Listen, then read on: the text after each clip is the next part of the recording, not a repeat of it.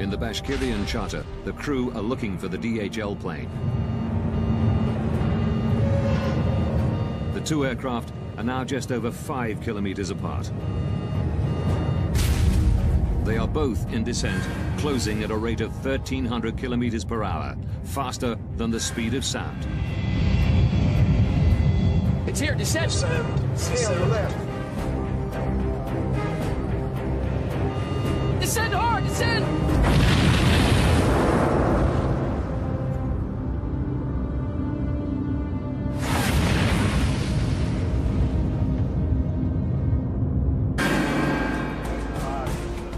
Investigators must find out how two highly advanced aircraft could be in exactly the same spot at exactly the same time.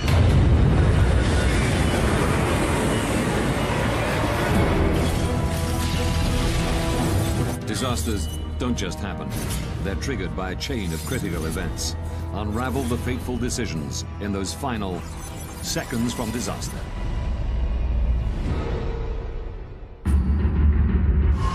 Russia. Moscow. Domodedovo International Airport. July 1st, 2002, 8:10 p.m. 45 Russian schoolchildren wait to board a flight to Barcelona. It's their reward for doing well at school. Among them is 11-year-old Artur Hamatov. At the start of the school year, we agreed that if he finished with top grades, then he could go with the group. When I came back from work one evening, he came up to me and showed me his school report card and said, "Dad, look, I kept my word." And he looked at me with a question in his eyes, and I said, "Good, I promise you can go." The children are from Ufa in central Russia. They've been delayed in Moscow because they missed their original flight. A replacement has been chartered to take them to Spain. Flight BTC 2937 is now ready for boarding.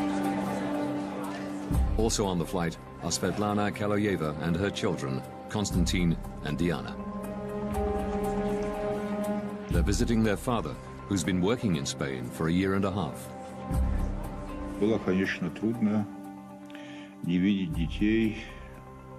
I spoke to them on the phone every day, which made my stay easier. But it was hard not to see my children for such a long time. Svetlana is lucky to get seats on this Bashkirian charter. Delays in getting visas meant other flights were sold out. We were finally going to see each other and we were going to have fun together.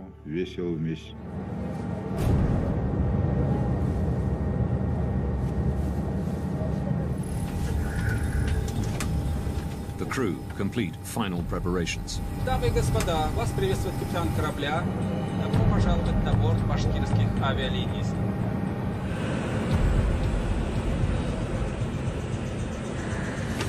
8:48 p.m.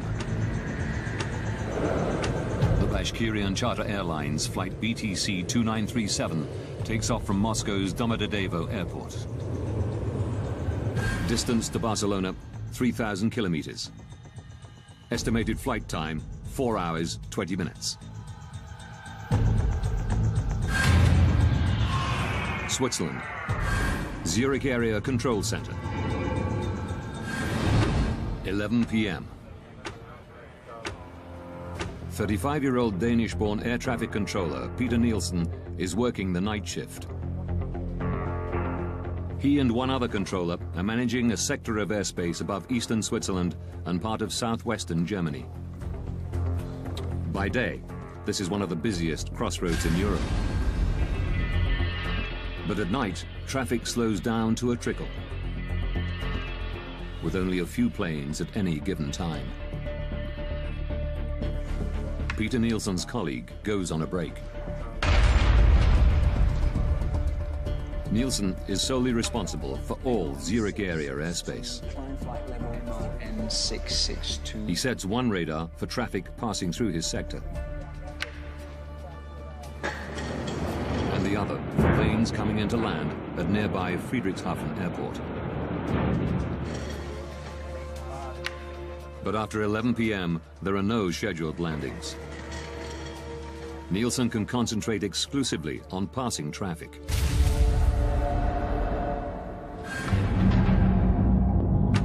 (11:06). Svetlana Kaloyeva and her children, along with the other passengers on the Bashkirian charter, cruise 36,000 feet above Austria.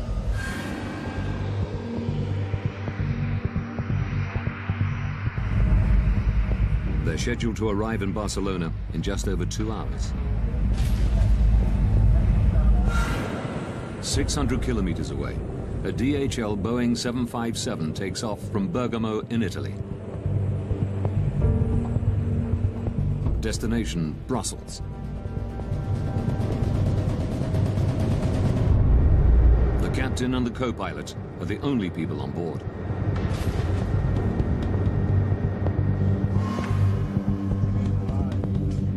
Maintenance engineers arrive in Nielsen's control room. So you will be working from the backup, okay? They've come to service the main radar.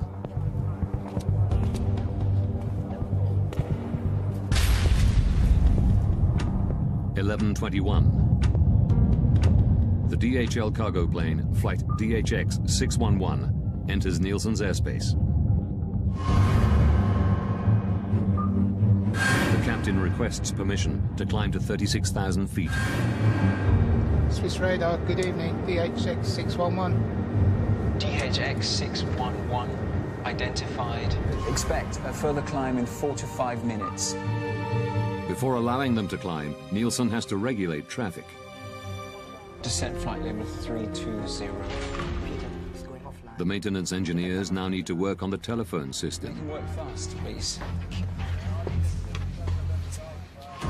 11:25 p.m. An unexpected plane is approaching Friedrichshafen.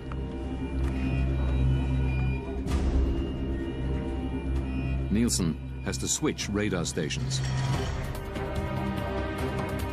A delayed Airbus, flight AEF 1135, is coming in to land.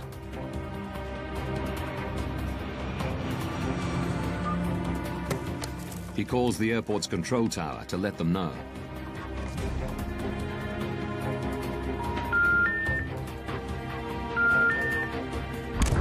He can't get through.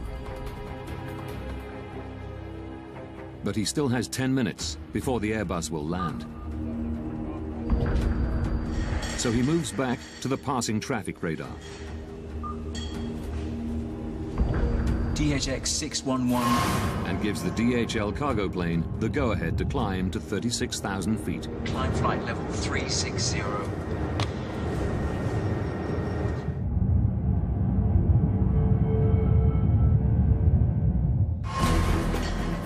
Nielsen then returns to the Airbus and calls Friedrichshafen Airport again.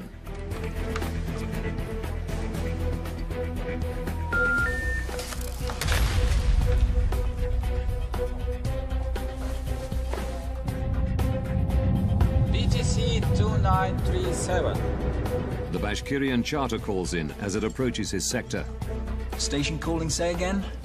BTC 2937. Level 360. Level... But just as Nielsen acknowledges them, the Airbus contacts him.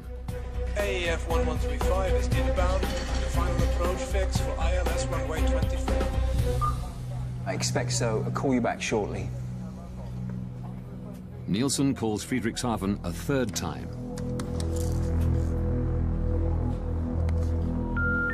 Die gewünschte Verbindung ist nicht möglich.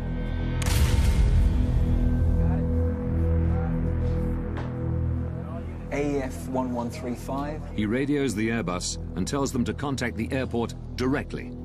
I lost my phone connection to Friedrichshafen. Could you please call them on your second set? Affirm. The DHL plane is now flying over Switzerland at 36,000 feet. Suddenly, its onboard traffic collision avoidance system, TCAS, sounds an alert. Traffic. At exactly the same time, the Bashkirian plane's TCAS system also squawks.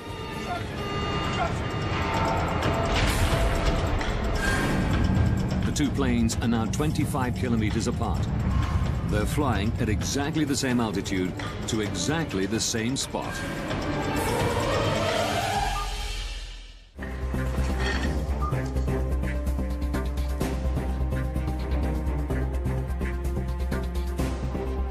Peter Nielsen suddenly realizes he has an urgent problem. BTC 2937. He immediately tells the Russian pilots to descend. Set flight level 350. Expedite, I have crossing traffic. Seconds later, their TCAS system says the exact opposite. Climb. This is climb. Climb.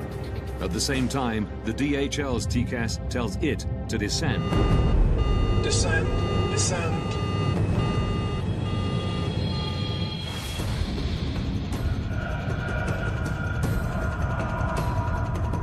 The Bashkirian crew don't know which command to follow. Climb. Nielsen repeats his instruction. Expedite, descent level 350, BTC 2937.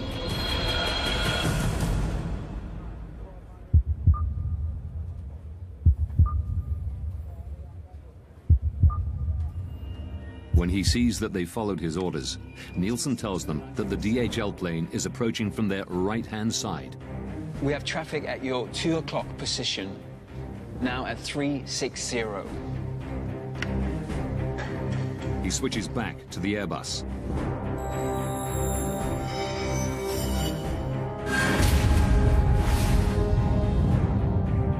In the Bashkirian charter, the crew are looking for the DHL plane.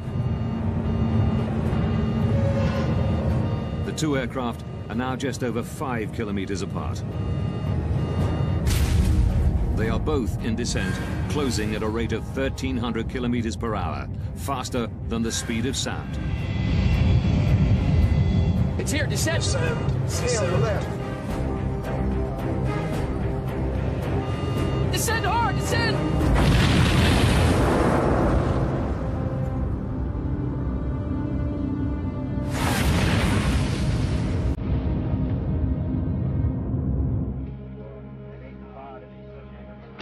11:35 p.m.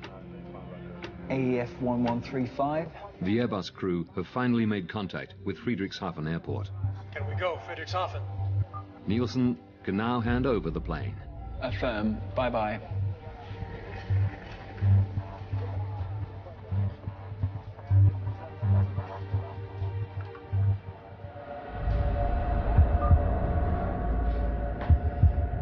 BTC 2937. BTC 2937.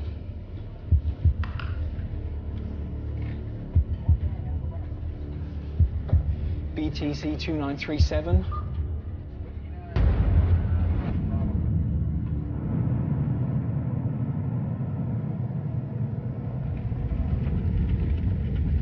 Burning wreckage falls from the sky near Überlingen, Germany.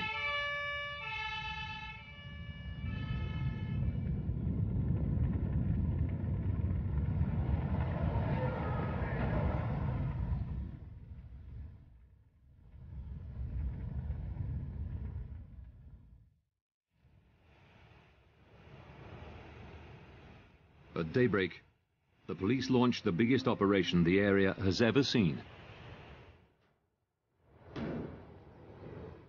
Firefighters have put out the blazing debris. Rescuers must begin the grim task of looking for bodies. The aeroplanes crashed down and all people inside are died.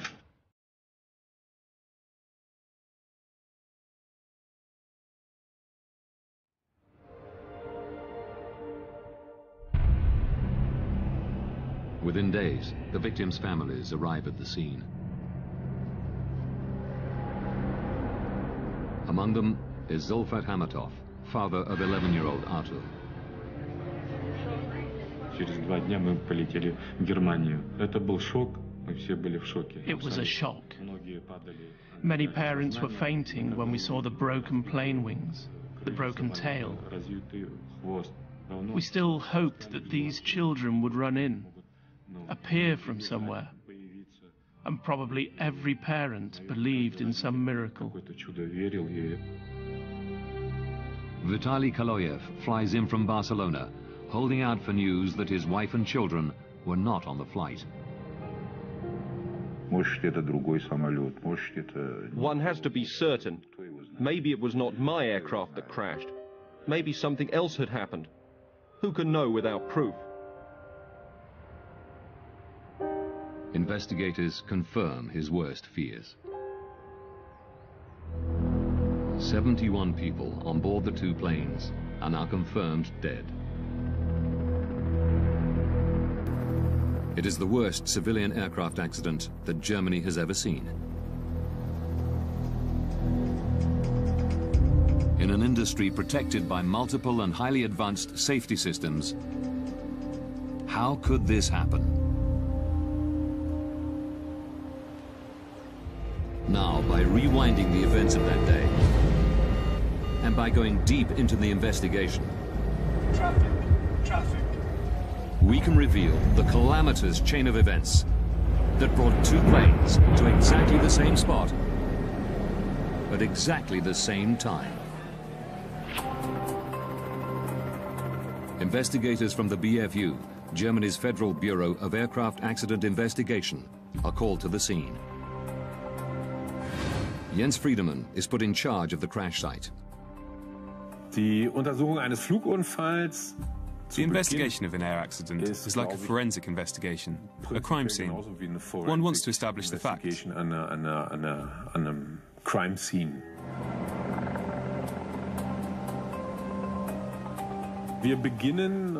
At the accident site, we start in total chaos. There's wreckage lying around everywhere. Also da liegen viele Wrackteile.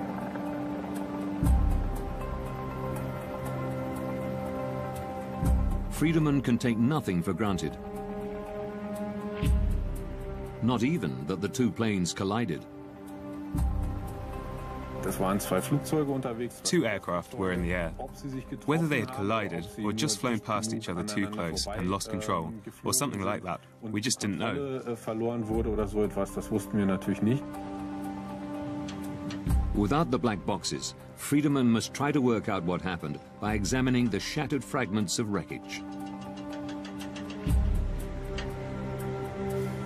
Key pieces are brought to a specialized storage facility in northern Germany.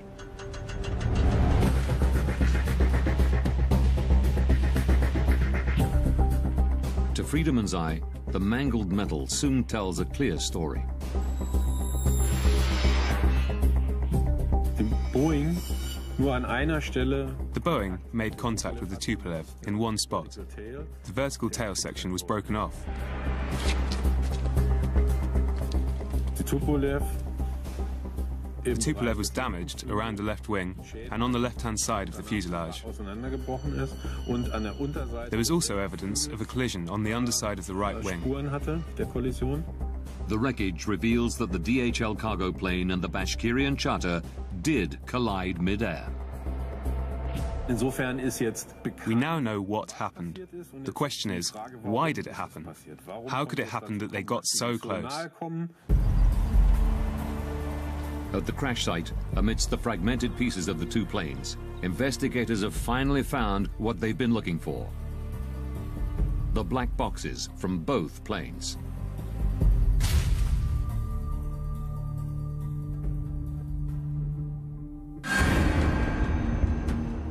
This was very important for us as accident investigators.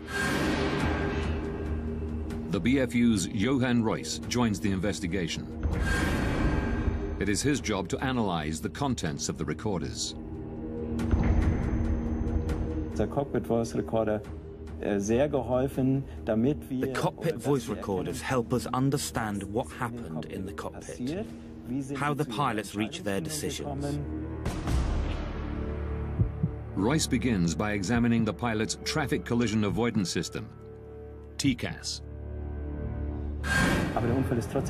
Our first question was to establish whether TCAS had worked the way it was intended to, the way it was designed. TCAS builds a three-dimensional map around an aircraft using its altitude, speed, and heading. All planes fitted with TCAS constantly transmit this information to each other. If planes get too close to one another, TCAS warns the pilots. Traffic, traffic. And if necessary, gives them what is called a resolution advisory. Descend, descend. Examining the black box, Royce quickly establishes that the system had worked the way it was supposed to. Traffic, traffic. Before the collision, both TCAS systems generated and displayed a resolution advisory. The Russian Tupolev was instructed to climb, and the DHL Boeing to descend. If the aircraft had followed these instructions, there would have been no collision. But while the pilots of the DHL plane obeyed TCAS, descend, descend. The Russian crew did not. Climb, climb.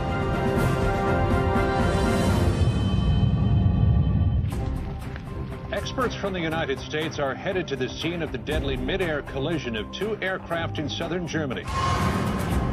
The Überlingen mid-air collision is now world news.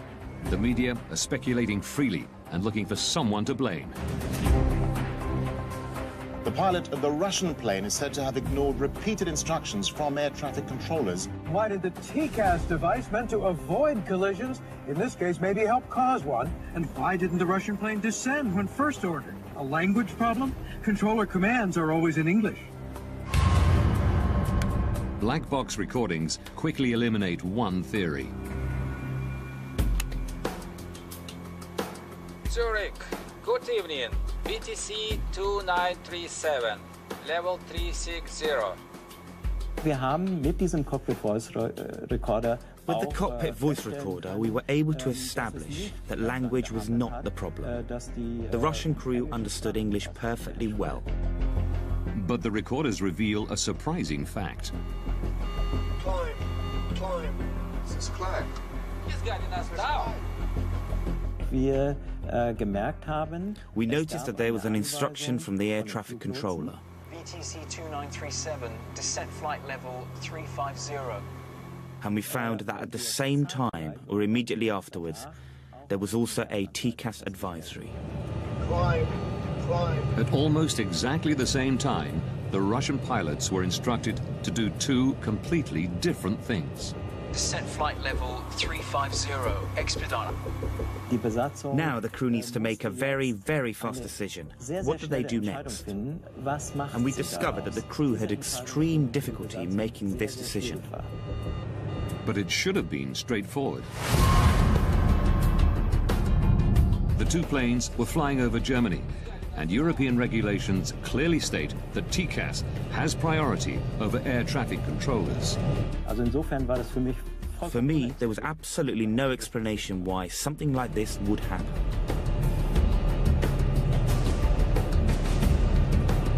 Climb, climb. Why didn't the crew use TCAS the way it could and should be used? By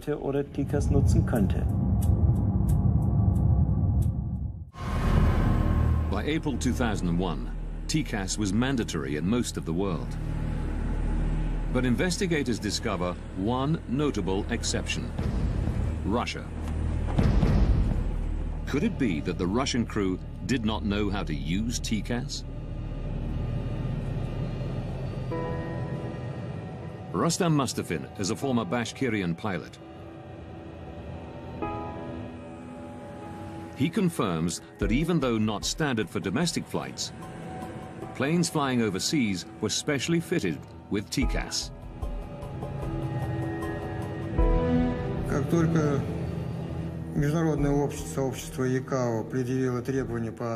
soon as the TCAS requirement was introduced, the training school of Bashkirian Airlines ensured that our pilots were trained to use the system. Mustafin regularly flew with the pilots of flight BTC 2937. By the time of the disaster, we had acquired extensive experience using it. The crew knew how TCAS worked, but ignored its instructions. The Tupolev's flight manual, the pilot's operational Bible, reveals why.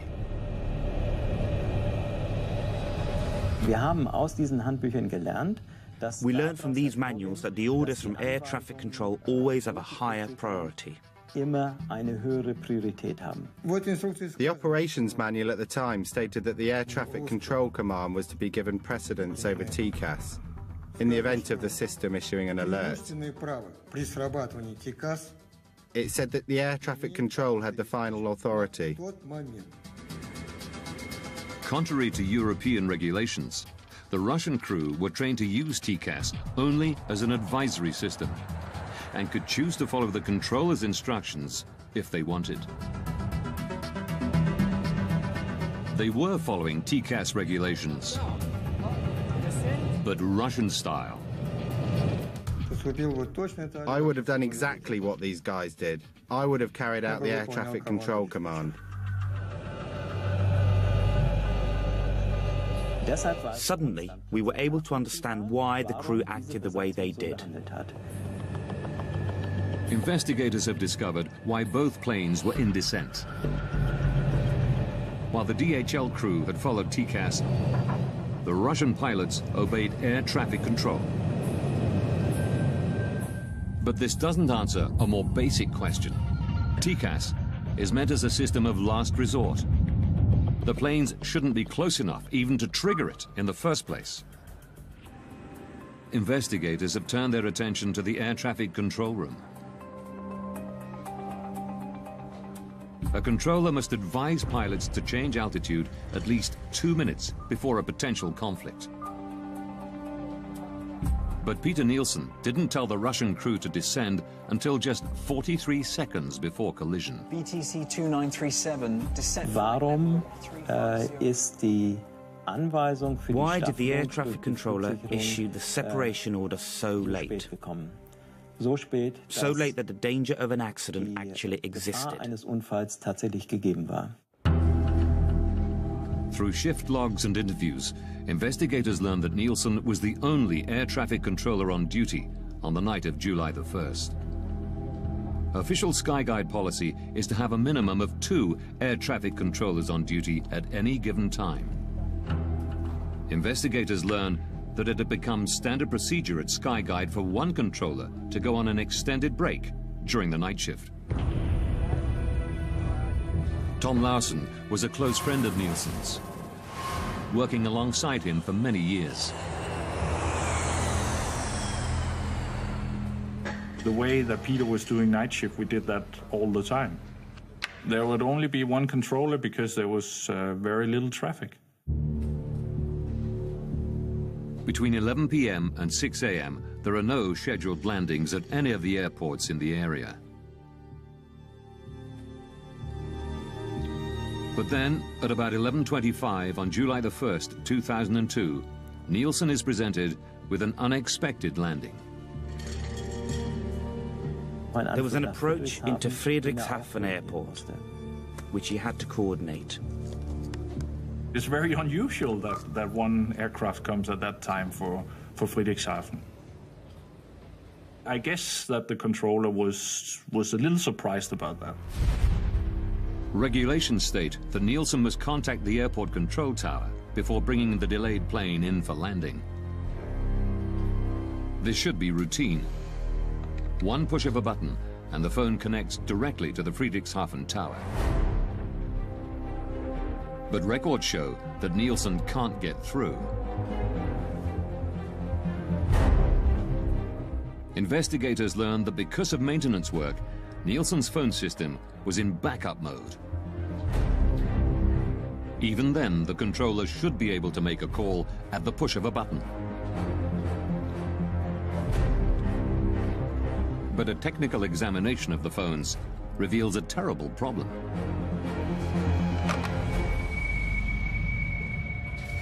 Dieses Backup, was als zusätzliche Verbindung noch, the backup, which should have been there as an additional link, was not working that evening. Phone communication was not possible due to a technical problem. Nielsen tries repeatedly to call Friedrichshafen. A routine task is suddenly taking up most of his time. Die gewünschte Verbindung ist nicht möglich. He was busier than would normally have been the case because he had no way of making phone calls. He had to look for alternate solutions. He had to look for other ways to communicate. I lost my phone connection to Friedrichshafen. Could you please call them on your second set? Preoccupied with handing over the delayed Airbus, Nielsen ignores the passing traffic. It was like 5 minutes that he was focused on that problem. So that took his vigilance away from what was going on the screen, on the radar screen. But his radar has an emergency function that should alert him of the impending danger. Short-term conflict alert, or STCA. Short-term conflict alert is another system like, it's similar to TCAS, just a ground-based system that helps us on the radar if we miss a conflict. If we don't see it in time, it will give us an alarm. 2 minutes prior to a potential collision, an STCA alert should flash on both of Peter Nielsen's radar screens, along with an audio warning. This is exactly what happens 180 kilometers away in Karlsruhe, Germany. Die Flugsicherung in Karlsruhe. Air traffic control in Karlsruhe had detected on their radar screen that 2 aircraft were getting closer than they should have been.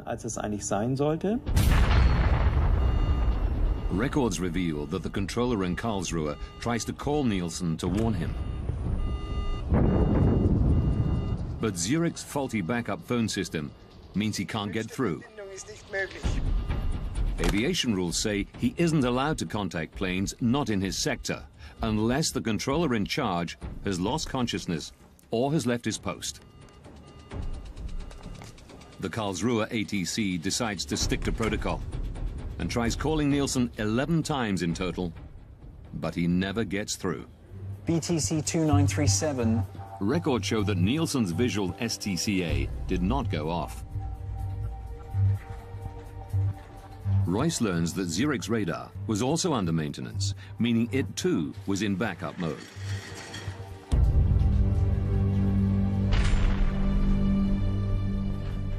Durch die geplanten The planned maintenance work on the radar system meant that not all the functions present during normal operations were actually available. In backup mode, there is one particular emergency feature which Nielsen does not have.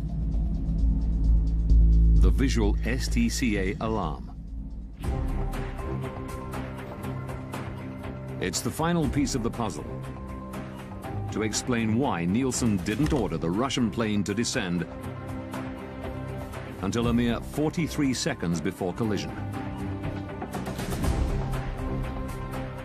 Die Untersuchung hat für uns gezeigt, dass the investigation showed us that a series of unlucky events all came together for air traffic control. zusammengekommen sind. Had Nielsen heard the STCA alarm before the plane's onboard TCAS systems kicked into action, there would have been no conflict, and the accident would have been avoided.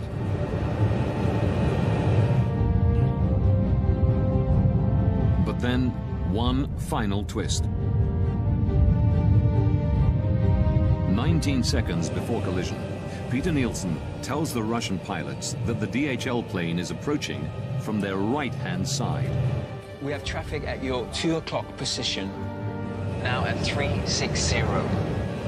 Where is it? It is actually approaching from the left, the 10 o'clock position.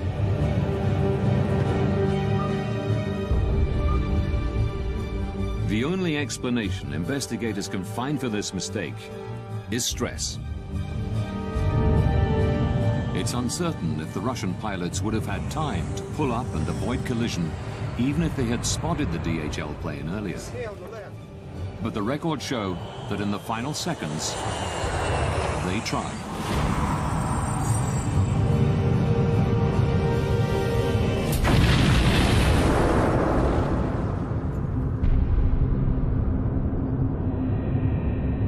Upon impact, the Bashkirian charter breaks into 4 pieces. Without its tail fin, the DHL cargo plane spins uncontrollably to the ground.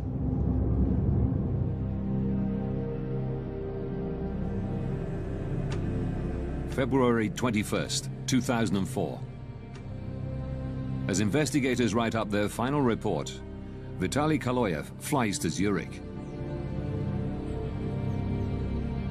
He's become obsessed with finding somebody to blame for the death of his wife and children. I wanted to hear them say, "We are responsible, but forgive us if possible." They killed so many children and nothing had happened. No apologies, no expressions of sorrow, nothing. Nielsen still worked at Skyguide, but was moving into areas of safety analysis. Kaloyev found where he lived. I went to see the controller. I knew he had been on duty that night. All this had to be brought to an end. Everything had to be closed. I didn't want to wait any longer and decided to finish this myself. Nielsen came out. He was taller than me. I showed him the photos of my children lying in their coffins. He pushed my hand away. Then he got what he deserved.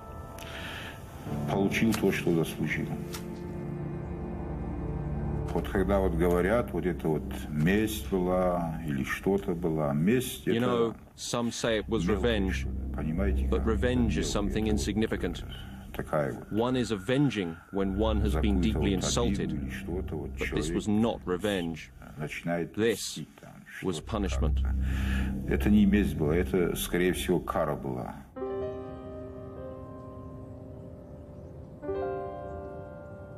In Switzerland, a man has been arrested in connection with the killing of an air traffic controller who'd been on duty when 2 planes collided 2 years ago.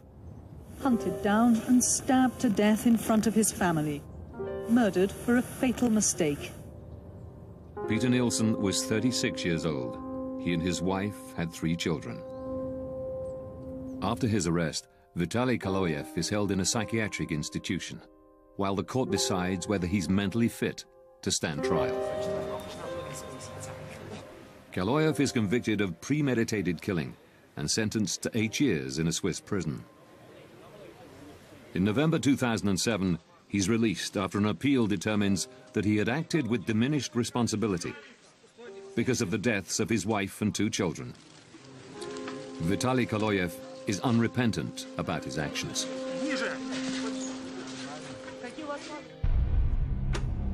In May 2004, after almost 2 years of painstaking work, the German investigative team publish their final report.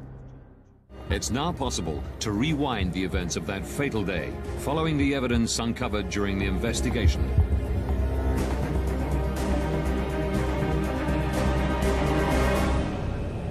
July 1st, 2002. 8:48 p.m. 2 hours, 47 minutes from disaster. A Bashkirian Airlines charter takes off from Moscow's Domodedovo airport. 20 minutes from disaster. At the Zurich Area Control Center, 2 air traffic controllers are on duty. One goes on a break. Peter Nielsen is now working alone. 12 minutes, 33 seconds from disaster. A DHL cargo plane enters Nielsen's airspace and requests permission to climb to 36,000 feet. 9 minutes, 49 seconds from disaster. A delayed Airbus is coming in to land at Friedrichshafen Airport. Nielsen tries to call the airport to hand over the flight. But his phone system is in backup mode due to maintenance, and the backup system has a fault. 5 minutes, 21 seconds from disaster. The Bashkirian charter radios Nielsen. It's flying at 36,000 feet and is about to enter his airspace. Good evening, BTC 2937. 2 minutes from disaster. The Bashkirian and DHL planes are now at the same altitude, less than 44 kilometers apart, closing in on each other faster than the speed of sound. The Short-Term Conflict Alert, or STCA, should now warn Nielsen of the impending collision. But his radar is also in backup mode, so the STCA is not fully functioning. 43 seconds from disaster. Nielsen finally notices that the two planes are on a collision course. He immediately tells the Russian pilots to descend. Descent flight level 350. Seconds later, TCAS goes off in both planes. It tells the DHL pilots to descend. Descend, descend. And the Russian crew to climb. Climb. He's guiding us down. Nielsen is unaware that both planes have been issued advisories. He repeats his instructions to the Russian pilots. 2937.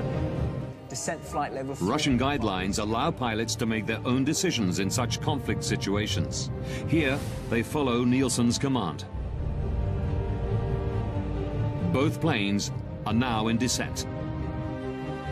19 seconds from disaster. Nielsen believes the conflict is resolved. But before signing off, he tells the Russian crew that the DHL plane is approaching from the right. In fact, it's approaching from the left. 3 seconds from disaster. The Russian crew have spotted the DHL plane. They pull up, but it's too late. Descend hard, descend!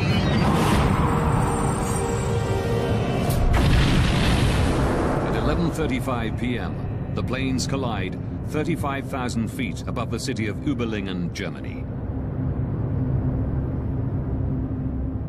All 71 people on board the two planes die.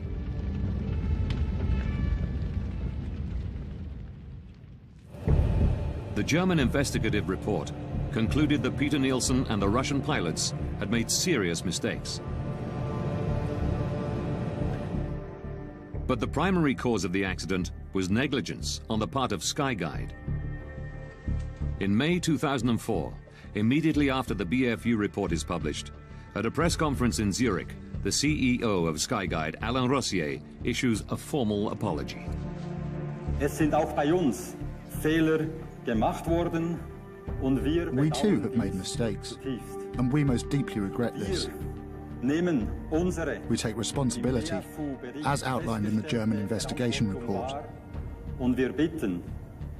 And we ask the families of the victims for forgiveness.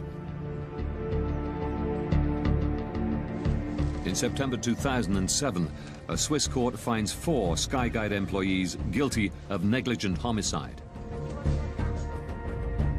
3 managers who tolerated the single controller policy are given 1-year suspended jail sentences. The project leader overseeing the maintenance work on the night of the collision is fined 13,500 Swiss francs, roughly $11,000. Following recommendations from the German investigative team, Skyguide implements a variety of procedural changes. They now ensure there are always 2 controllers on duty, even during the quiet night shift. Nobody will ever find themselves in Peter Nielsen's position again. Investigators also recommend that international and regional TCAS regulations be standardized, along with aircraft operations manuals. TCAS must have ultimate priority over air traffic control. One cannot say with 100% certainty that this kind of event will never happen again. But we are very confident that we were able to make a significant contribution to preventing the repetition of an event like this. Don't miss extreme angling in brand new Wicked Tuna, continuing on Sunday nights at 9, only on National Geographic Channel. Seconds from Disaster is back next.